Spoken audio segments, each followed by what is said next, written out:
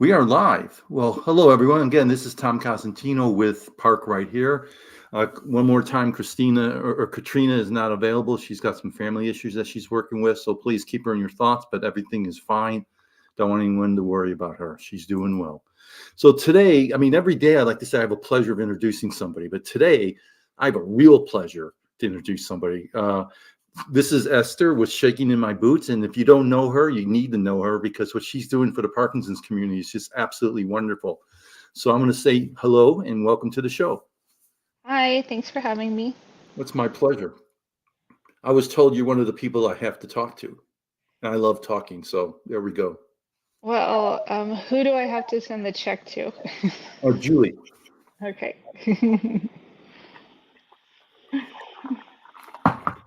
So why don't you tell us about yourself, how you got involved in all this? And I mean, it hasn't been that long since you were diagnosed, but you've taken that and you've really run with it. Yeah, so I got diagnosed last year in 2023, uh, President's Day, Ooh. at the age of 48. But like everybody says, like I had symptoms way before, blah, blah, blah. Like it took me a while to get a final diagnosis. Hmm. So the first time a neurologist mentioned Parkinson's as a possibility for me was when I was 46. That was in um, 2020 during the COVID pandemic. So I didn't like go to a doctor right away for a lot of obvious reasons. Hmm. um, and after I got diagnosed, I got started on TikTok. I'm a TikToker, and I didn't really have any followers or anything like that. It was just something I did kind of as like a personal video diary of my Right. experience. And it took off. And so I met some really cool people in the Parkinson's community on TikTok, specifically a gentleman named Mark Milo. He goes by Mark in the Park.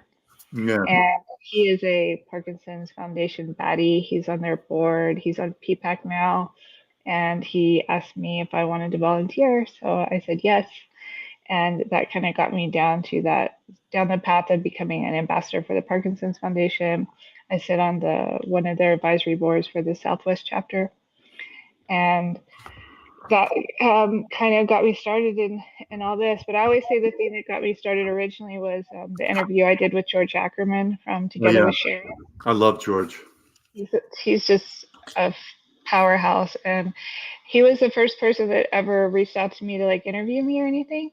And I always say like he gives you like a form to answer questions, and one of the Yeah. questions was like what, like explain your advocacy. And so I emailed him. I'm like, I don't have advocacy. Like I'm just a chick on TikTok with Parkinson's, you know. And he's like, just you are, and that just changed my whole like. I think it's so impactful, like how you see yourself, you Hmm. know. And so once I saw him seeing me as that, it made me see myself as an advocate. So that's how I ended up here. Yeah, we tend not to see ourselves as other people do, whether it's good or bad. I like to think they see good in us and not bad. But I agree with what you said there. You may like when I first started. Um, I like you. I wasn't an advocate. I just was somebody with Parkinson's, and you know, I'll just. This thing is really funny because this is what almost made me become an advocate. Oh, this is one of them. This says the 110 Club, and it's a little bicycle. So when I was first diagnosed, I used to go to pedaling for Parkinson's. And in the room they had a decibel reader because some of these spin classes get really loud. Hmm. So we would do our spinning, and then at the end we'd work on our vocals, the big and loud, and we'd go A-E-I-O-U, and we'd really sell the U. Well, I noticed that the decibel counter went up every time we said U, and being an instigator, I'm like, guys, it's 85. We can do better than 85. Let's shoot for 90. So we did it again, and we a little bit louder. And then one of the guys in the class said, Tom, you got the biggest mouth in the room.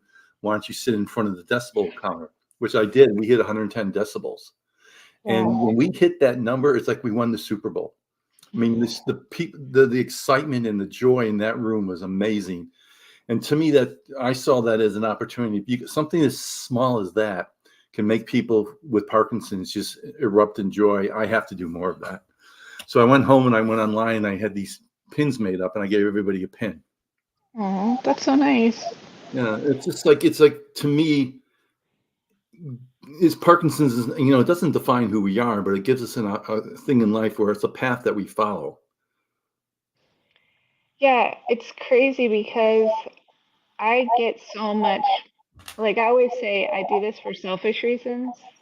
I'm Oh getting yeah. so much out of it, way more than I'm giving back. Hmm. But That's you how get you greedy. You charity get, sort of works that way. I mean, you get greedy for, having that opportunity to even just help one person.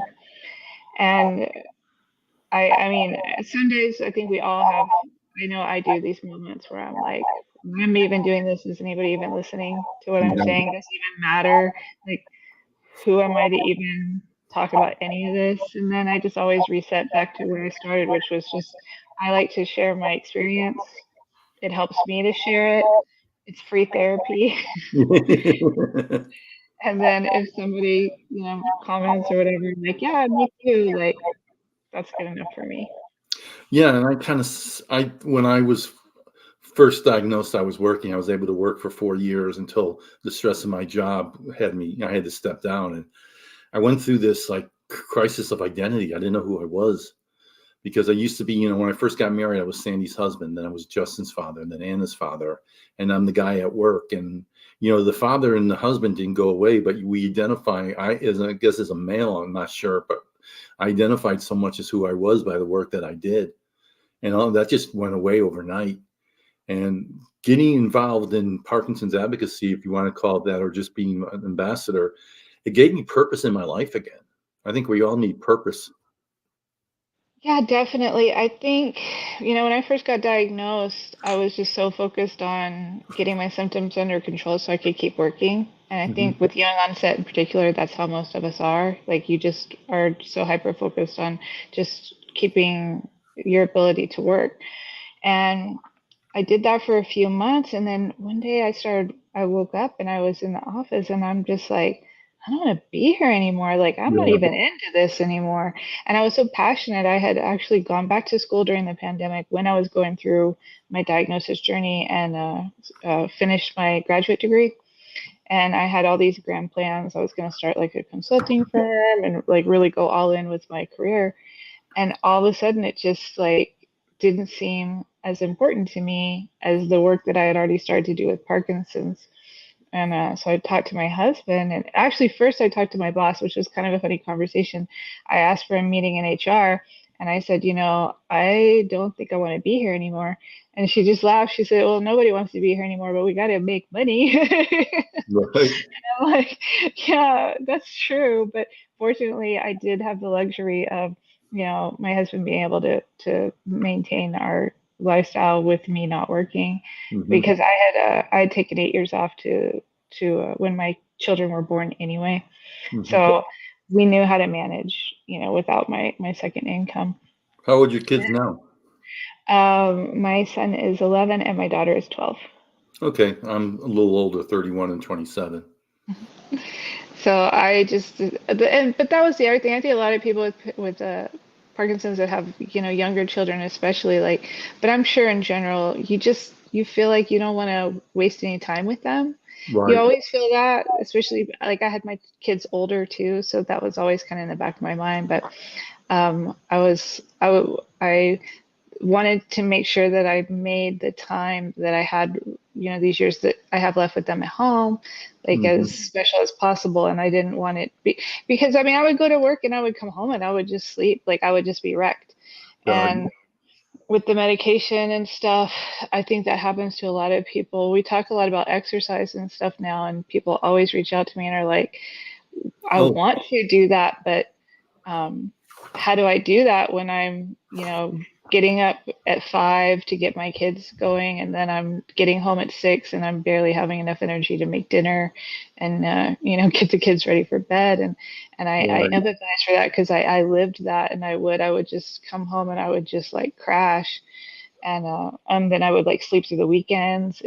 It's really really tough. So I'm glad, and I noticed immediately when I stopped working how much more energy I had uh, to do the things that I wanted to do. And I just think Right. it sucks more people can't do that. Well, sometimes I find millennials, they drive me crazy, but the one thing I really admire about them is life comes before work.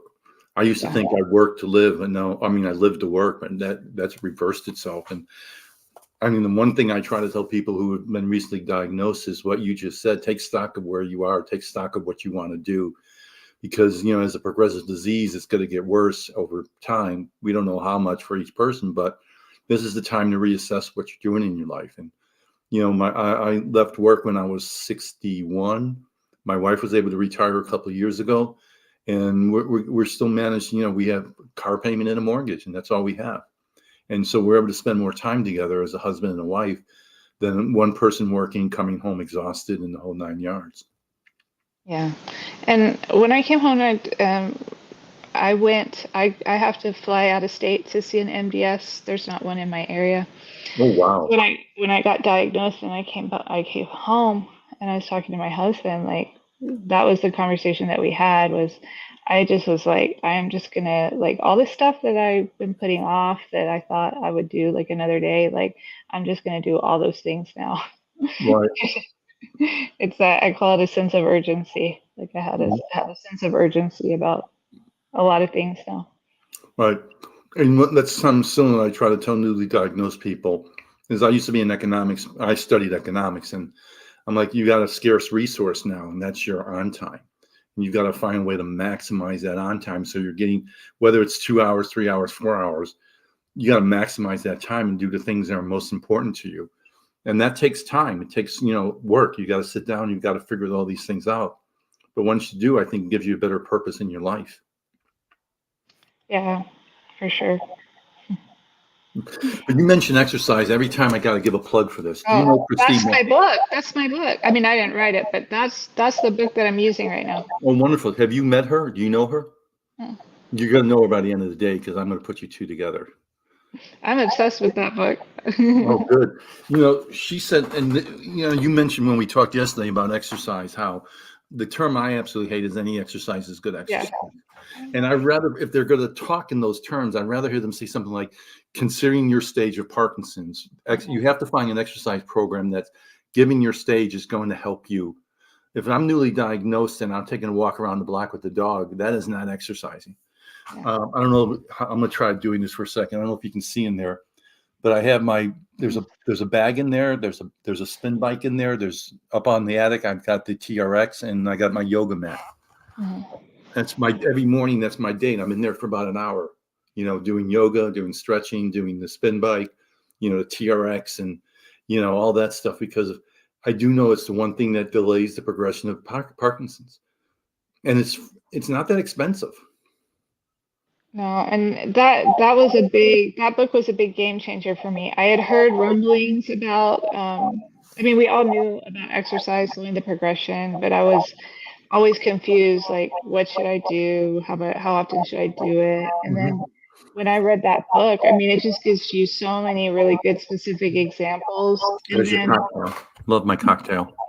and like tied it to people that actually had results. And some of the people I had like not known, but knew of, you know? And so sometimes you read these books and it's like, are these even real people? you know? Oh, But, yeah. I mean, those are real people in the community. And yeah, I was calling up all my friends, especially the ones that, like you said, are like, well, I walk my dog 2 miles every day, Good like for that you. ain't gonna cut it. Like, oh, I garden. Well, that's really great for your mental health, and it's good to get outside.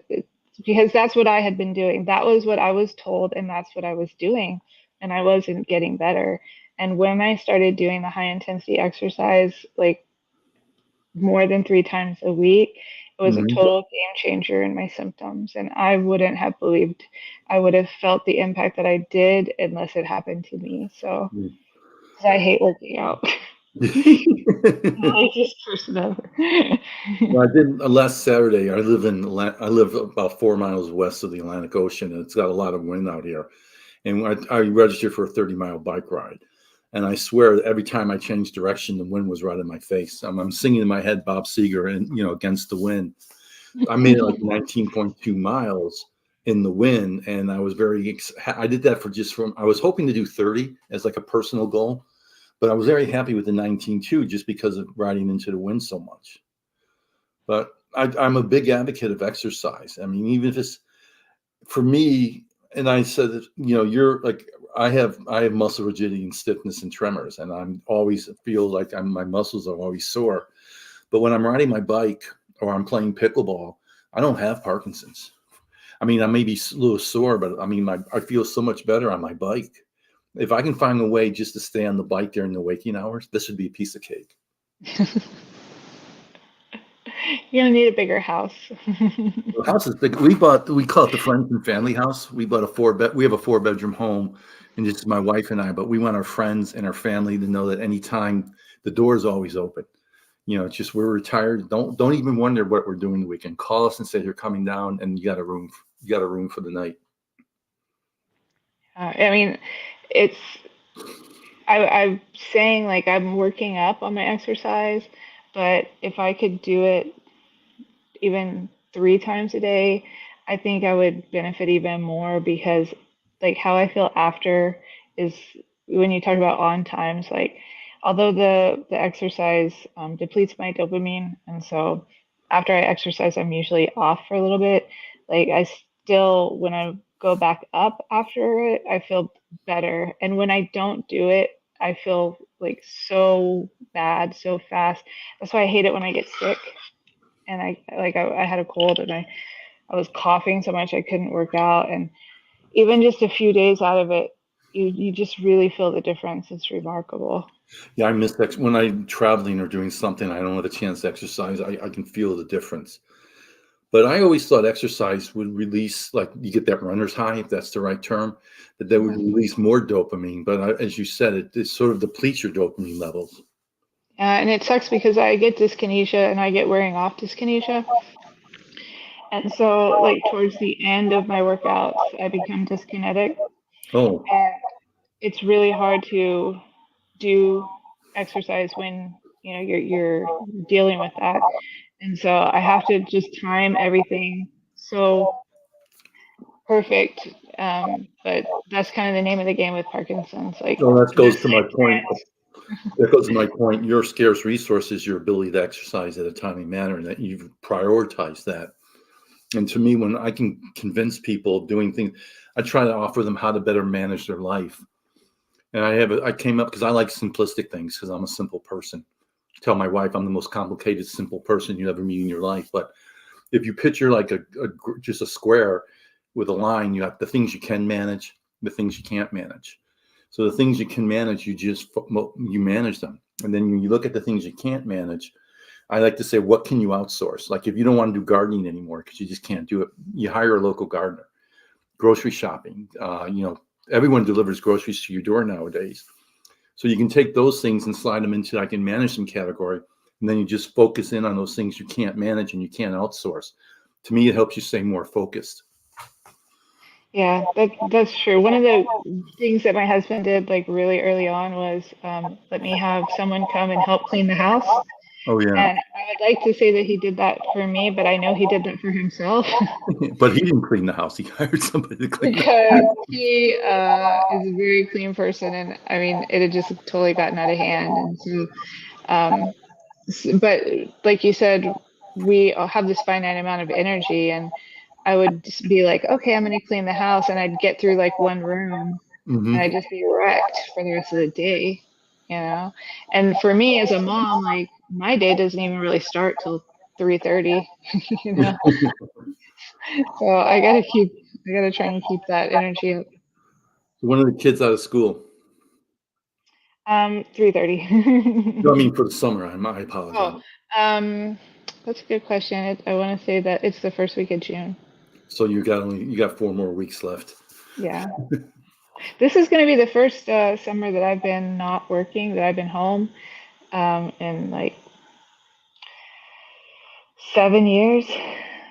So, So what do the but, kids say about your Parkinson's, or how did you explain to the kids the Parkinson's?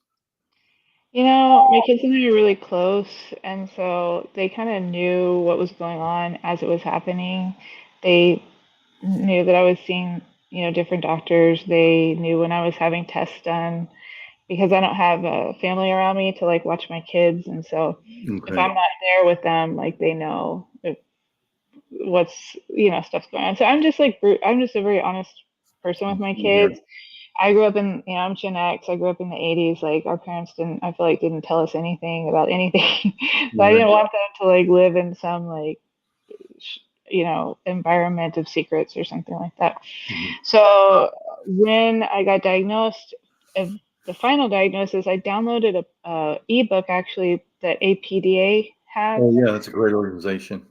to for this purpose, like telling your kids about Parkinson's. It was geared a little bit more towards like more advanced Parkinson's. I feel like because it had a bunch of symptoms in it that I don't have or didn't have yet. But unfortunately, right before my diagnosis, a very close family member passed away, and so we had just gone through that, and they had just gone to her funeral. And so Ooh. when I told them, all they asked was, "Are you going to die?" And I said, "Well, not from this, and not today." And they seemed like after that they were like, "Okay," and Yeah. moved on. And so since then, I've just again like always been really honest with them about where I'm at with things, and that I had kind of a talk with them that really even without Parkinson's they need to take on a little bit more responsibility just as part of growing up, Hmm. and they they help me a lot and do more things that even like simple stuff. Like I always tell them, you guys have to pick your stuff off up off the floor because like I will trip over things, and like that's going to Right. be bad news for me if I fall, you know. So they're super understanding, but I don't know, I've taken some slack from people about just how honest I've been with that. I've taken them to my support group with No. me. I've let them see older people with Parkinson's. Kids are smarter than we give them credit for. They're going to see something's wrong, and if you try hiding it from them, they're only going to assume the worst. Yeah, they've seen what this disease looks like in older people, and I didn't do it to scare them, but No. we're. I told them like we're a family, and family supports each other, and so Yeah, this my is. son had just started working in California, and I was living in Baltimore at the time. So we told him via Zoom meeting.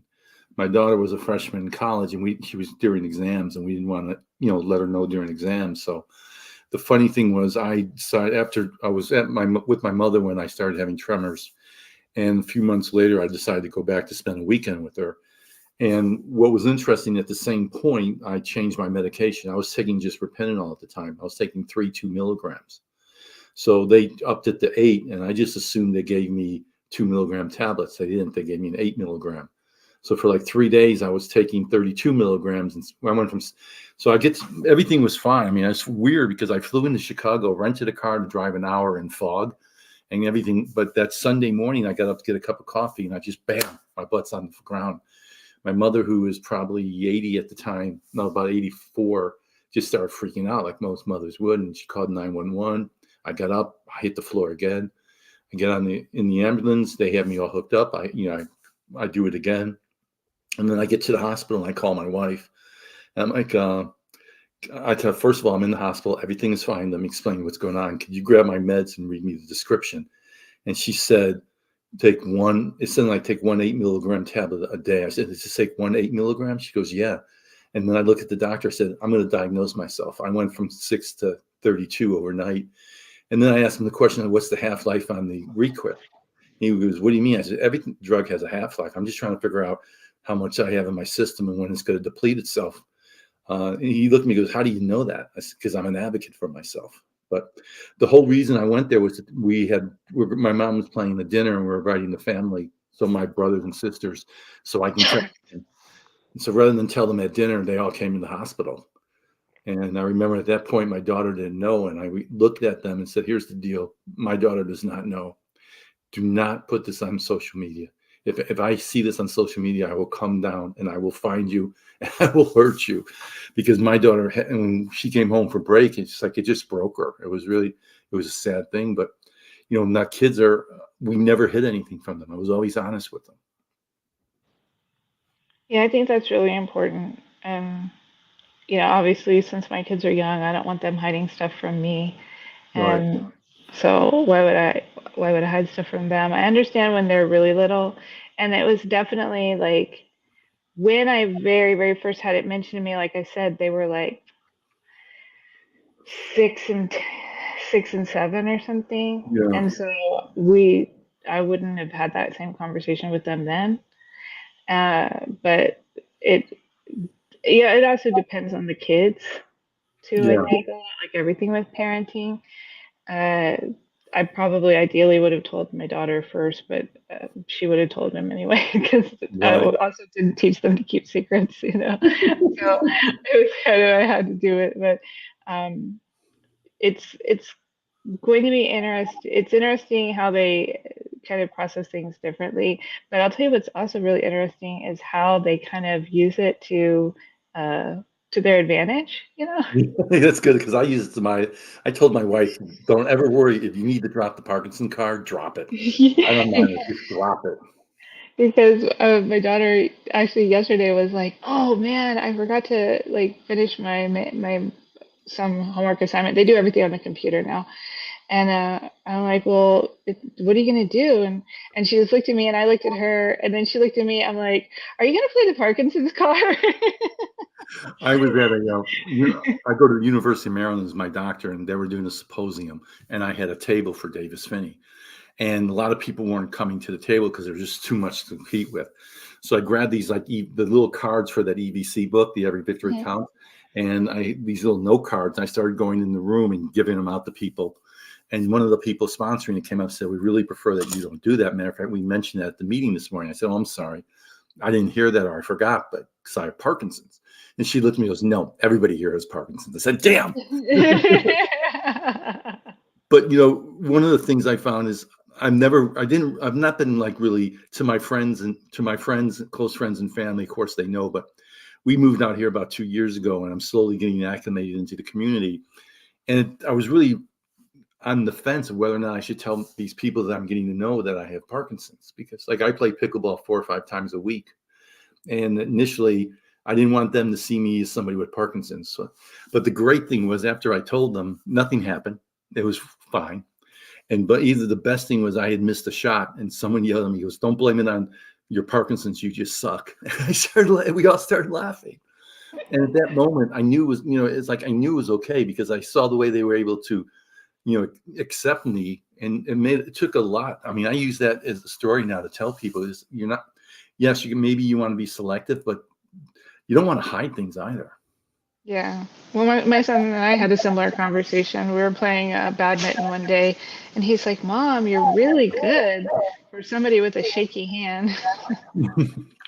So, sometimes I get myself in trouble. We were doing a ambassador meeting on a Zoom call with Davis Finney, and I made this comment that I had replaced the screen on my phone. I was very proud of the fact I did that, but I said what was interesting on the instructions, it said if you suffer from minor, like what's the word I use for?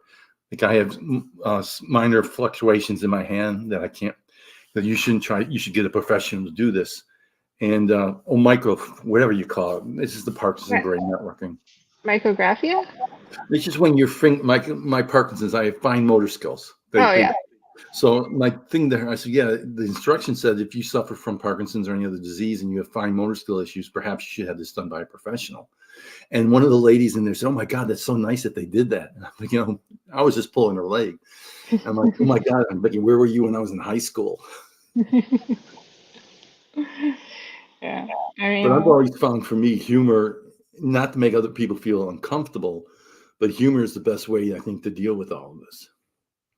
yeah, I really agree. Like, you have to have a sense of humor about things because it's just, it's, well, I mean, probably sarcasm and humor were my coping mechanisms anyway.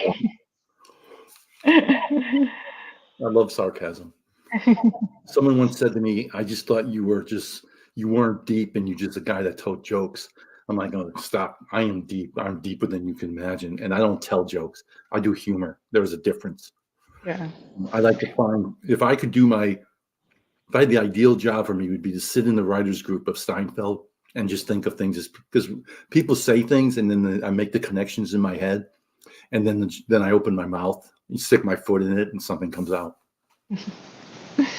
Yeah, I mean, we were talking yesterday, but I think there's certain components to sort of living with this disease that people that I see living most successfully with it have, and I think humor is one of them. Hmm. You know, exercise is obviously one of them.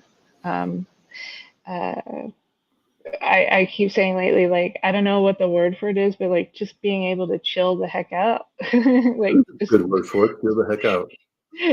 like that wasn't really a skill that I was ever really good at. It's something I have My to God, I took a at. mindfulness class once to the Grant Foundation, and one of the things is they wanted you to lay down, close your eyes, and like just sense your body. Start with your little pinky, and just feel and work your way up. And it was like a half hour.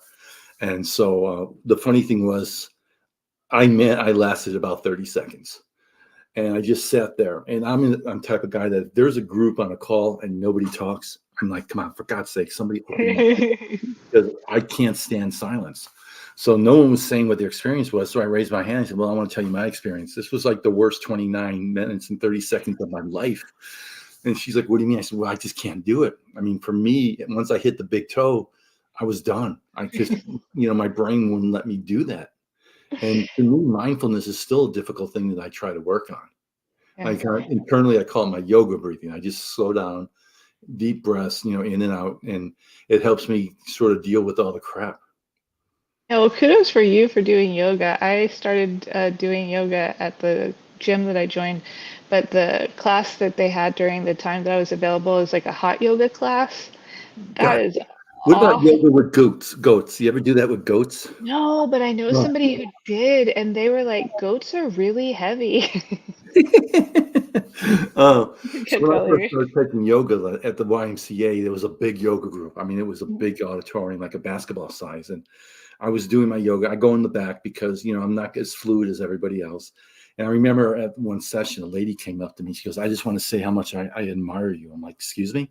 Because you're making a statement for men that men can do yoga. I'm thinking, first of all, I'm not making a statement for anybody. I mean, and if it was, it wouldn't be with yoga. But I didn't want to tell her I'm just doing this because I have Parkinson's.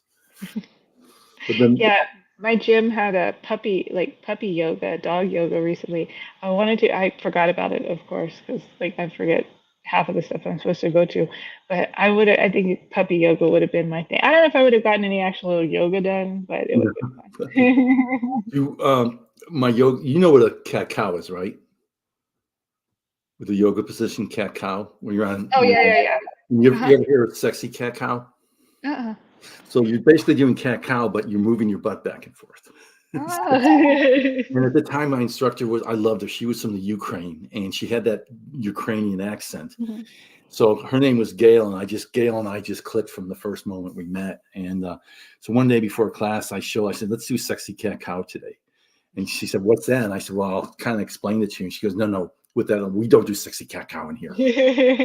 So about halfway through the class, she stands up, goes, everybody, Tom, and she calls me out, which is really funny because I love that. Tom wants us to do sexy cat cow. I don't think so. So then I stood up. I said, Gail, are you a proud Ukrainian or are you a weak American? Because I never met a Ukrainian who wouldn't stand up to a challenge. So have you become an American and you set back from a challenge, or are you going to show your true Ukrainian roots and you're going to take the challenge? And she looks at me and goes, we're doing sexy cat cow. And I love that environment. I'll be honest with you, I struggle with yoga. I've been working on it, but I think I picked the wrong class. Like I said, with the hot yoga, it was just too much for me. And I started doing vinyasa, which is like fast Yeah. pose, and I just can't transition Have you ever just that. tried doing like YouTube, like Sarah Beth or Adrian? Well, I started doing hatha, which is more just basic poses, and I think that's going to be a lot better for me because, yeah, I think I like to do classes and things in a group setting. It Right, motivates me a lot, but it also, I think, sometimes pressures me to do things I'm not ready for. right. And that's my own issue because the instructors are always like, you can do everything at your own pace. Well, but But you're still there and people are looking at you, right? yeah. And so the classes that I really enjoy the most are the ones that they have really taken the time to sort of show me how to modify things, and that they'll keep an eye on me on my form because I do tend to like compensate and Hmm. stuff. So but they've been really supportive, and I've never been a gym person, but I get how people can get into it too because although I don't like really socialize with people there, the instructors and trainers and stuff are really amazing. I found that when I do a 20-minute YouTube in the morning, but there's a little thing I realize. If on YouTube there's a little setting, and the setting can adjust, you can adjust the playback speed. You can make it faster or slower.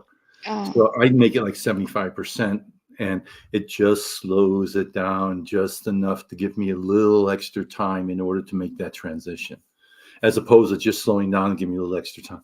It just buys me that extra couple seconds between transitions. So it makes it easier for me. It makes it more flowing. yeah, that's funny that you mentioned that about that relaxation exercise though. That's actually one that I use a lot, and I learned it in theater class like years ago, like when I was in high school. And that's probably one of my most effective calming techniques is that whole just like start at the top of your head and relax your body all the way down. But when I start to do like some of the guided meditation where they're like just, you're kind of in the silence of your head, my head is not silent. Yeah, right. Same with me. My head never stops. You have trouble falling asleep at night, like turning your brain off? Yeah. Yeah. This is a little thing that it seems to have worked for me, because I look at it as that my brain's always working. I mean, I just wish I could slow it down. So at night, I listen to old time radio. It's like I go to YouTube and put in Mystery Theater. And they have all these old shows like The Whistler, The Shadow, Hmm. you know, and I'll put that on my phone. I'll just set my timer to turn it off in an hour, and I'll start playing a Mystery Theater. And I swear to you, I've never made it past the Mystery Theater. Within a minute or two, I'm asleep, and it just puts me right out. And my little internal theory is that I'm telling my brain that it's okay to relax. It's okay to listen to the Mystery Theater, because I do enjoy them when I can stay awake. So I'm thinking in my head that it's okay. I can just listen. And then as soon as that happens, I fall asleep. I don't think I've ever taken more than 5 minutes to fall asleep ever since I started doing that. Um, I'm a big bath person. Like I take a hot bath every night before I go to bed. That has helped me a lot. Do And you have ring around the bathtub? well, hopefully not, thanks to my housekeeper. That's funny. I like Otherwise, that. I Cheers to actually you. That was good. probably would. Yeah, I've always hated showers. I just hate that feeling of like being sprayed with water like that. Mm. But with Parkinson's, I've hated even more because like one of my first symptoms was I had problems washing my hair. Something Mhm. about that motion of like brushing your hair, and then also if I close my eyes in the shower, I feel very like disoriented. Oh, wow. And so and I don't like being in the shower. I need to get like one of those benches and just Okay. one of our showers has it, but I'm I just have a like, walk-in shower that has a bench built into it. yeah. And I've been trying something too, because there's some studies that show if you take like a cold shower, it sort of helps you with the dopamine levels.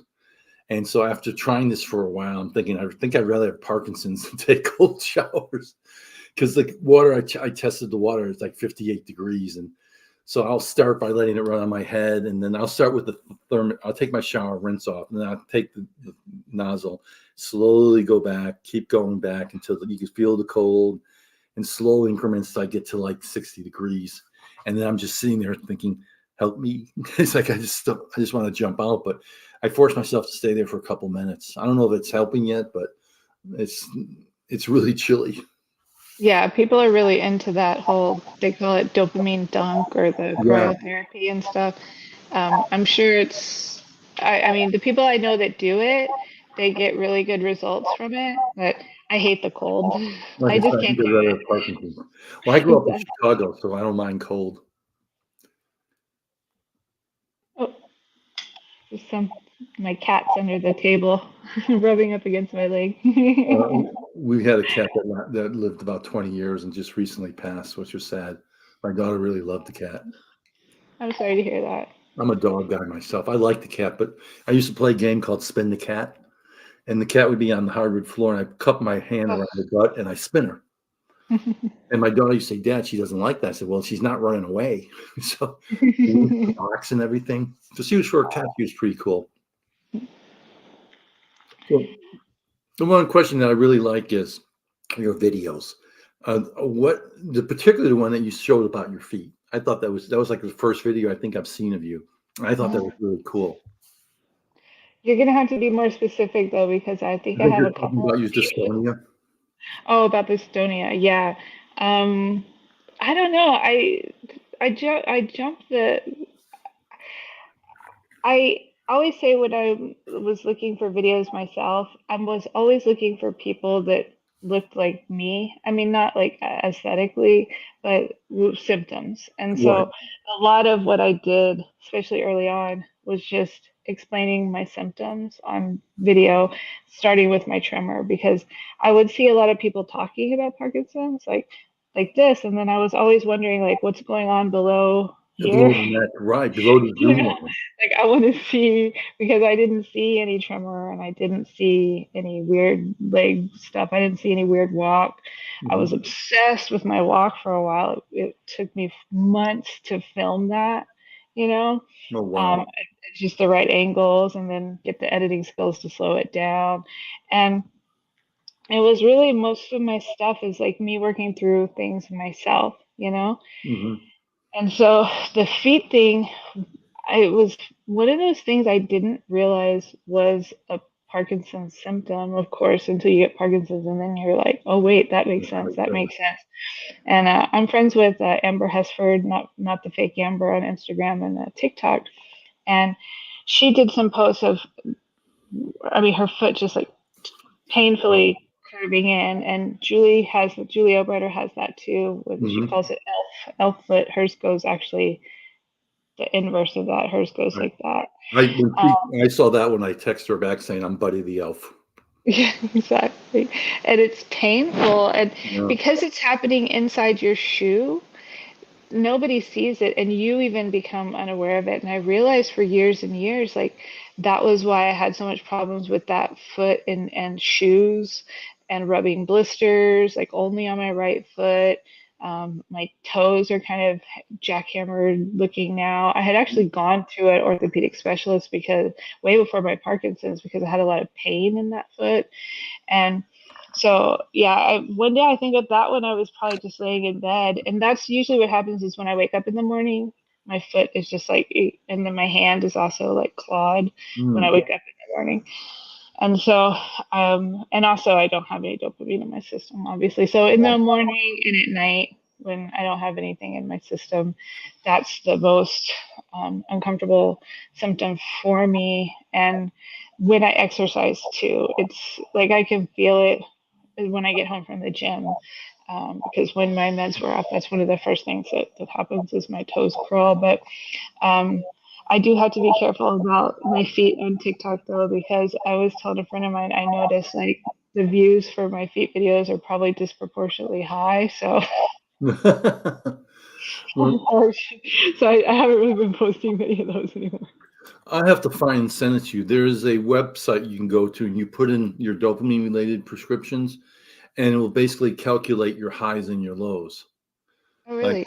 yeah, it was very cool. And what I like to do with it is to play with it. So I was taking 1.5 tablets of cinnamon every 4 hours. So I grafted the cinnamon. It shows you like the increase and then, just the wave of, and then my doctor said, well, let's do six every half hour, or no, let's do one every 6 hours. I'm sorry, one every 3 hours. I'm still taking the same amount of, but then instead of going like this and down, it went more like this and down, and it really smoothed things out a little bit. It was like my own version of Rotary, so to speak. Yeah. Well, when I very first started taking Cinemet, my husband recommended that to me because he was like, just take, because he's a doctor of pharmacy. He's like, Hmm. just take a smaller dose, like more frequently. The problem that I had doing that was I just forget. Yeah. And I had like the app and the timers and everything else, and still like inevitably something would come up and I would just forget. And so for me, like less is more.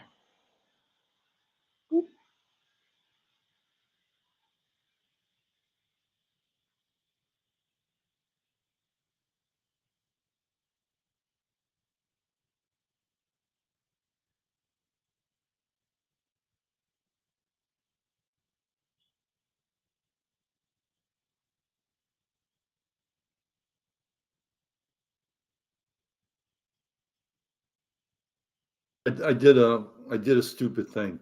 I was trying to pull up, because I can share the screen. I was to try to put up the calculator that I was referring to and show you how it works. But as soon Mhm. as I clicked it, I lost you. Sorry.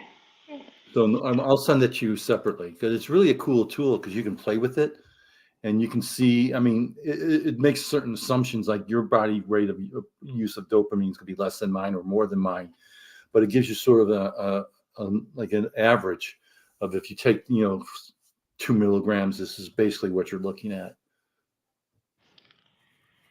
Yeah, so the med timing is always a challenge. And it changes from day to day too, especially so much based on how much exercise I'm doing and what I eat. And um, I struggled a lot in the beginning, like just kind of almost having an aversion to food because of that.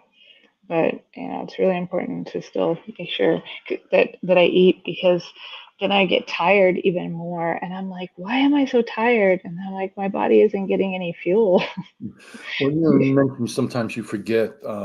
I have, like right now, it's telling me I got to take my meds in a few minutes. I have my iWatch and I have my meds set up with that. Before I had the iWatch, I used to set just alarms on my phone. The alarms every 4 hours, it was just say alarm would go off, take your meds. And if I wasn't for that, I would lose all track, especially now every 3 hours. 3 hours seem to go by really quickly. It's like I just took it a minute ago. Yeah, and that's what I'm saying. I just also have just like a really like crummy sense of time. And that's Mhm. been for a couple years now. I find myself all the time saying, "Oh, I just saw this person last week," or "I just did this thing last month," and it's been like weeks and weeks and months.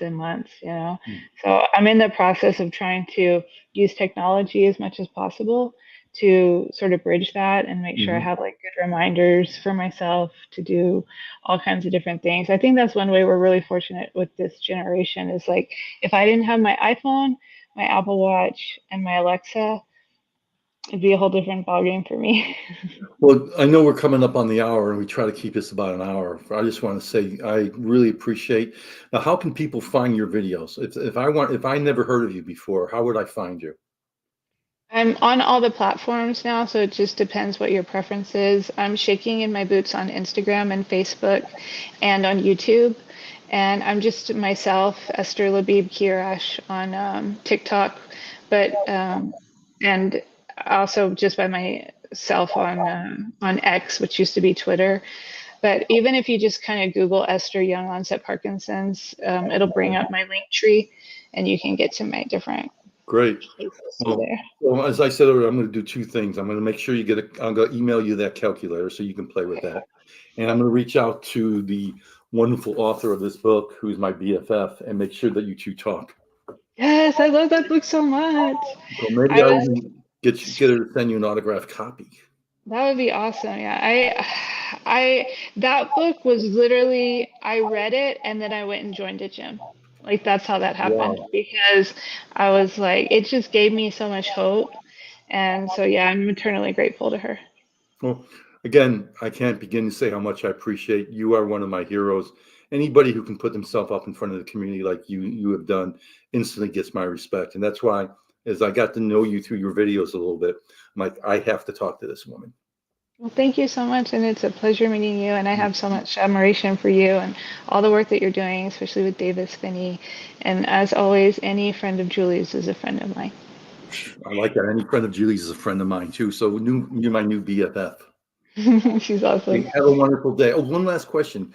If it's between your husband and the doctor on medication, who you listen to?